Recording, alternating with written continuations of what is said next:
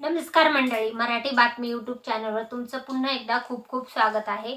आज आपण खूप महत्त्वाची न्यूज जी आहे, मुख्यमंत्री माझी लाडकी बहीण योजना याच्यामधले जे पैसे परत करण्याची जी बातमी आलेली आहे जालना जिल्ह्यातून, तर त्याच्या संदर्भातली महत्त्वाची माहिती असणारा व्हिडिओ मी तुमच्यासाठी घेऊन आलेला आहे। लाडकी बहीण योजनेचे पैसे परत केलेले आहेत, मग त्याच्यामध्ये कोणी परत केलेले आहेत, कुठे परत केले आहेत, का आणि याच्या संदर्भातली संपूर्ण माहिती असणारा आजचा व्हिडिओ मी तुमच्यासाठी घेऊन आलेला आहे। तर मुख्यमंत्री माझी लाडकी बहीण योजना जुलै 2024 रोजी महाराष्ट्र राज्यामध्ये सगळ्यात हिट ठरलेली जी योजना होती, तर त्याच्यामध्ये 2 कोटीपेक्षा जास्त महिलांना या योजनेचा लाभ मिळालेला आहे। म्हणजे या योजनेचा लाभ त्यांनी घेतलेला आहे।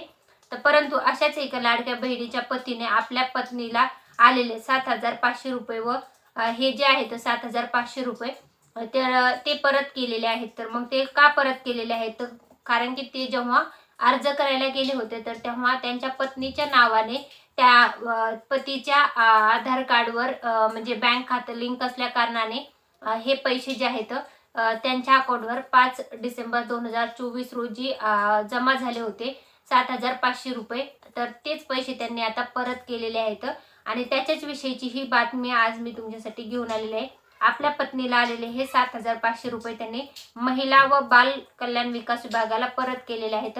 जालना जिल्हाधिकारी कार्यालयामध्ये त्यांनी हे कार्य केलेलं आहे। तर ते व्यक्ती जे आहेत ते जालना जिल्ह्यातील जळगाव सोमनाथ येथील विलास भुतेकर यांच्या खात्यावर हे पैसे आले होते लाडक्या बहीण योजनेचे 7,500।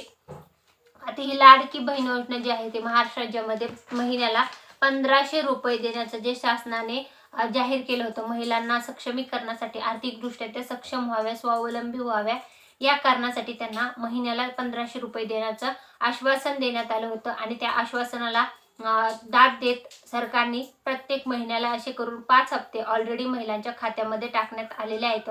परंतु 5 हप्ते आल्याच्या नंतर महाराष्ट्र राज्यामध्ये निवडणुका लागल्या आणि त्याच्यानंतर आचारसंहिता, निवडणूक आणि नवीन सरकार याच्यामध्ये आता येणारा 6वा हप्ता जो आहे ना, तो आणखी महिलांच्या खात्यावर आलेला नाहीये।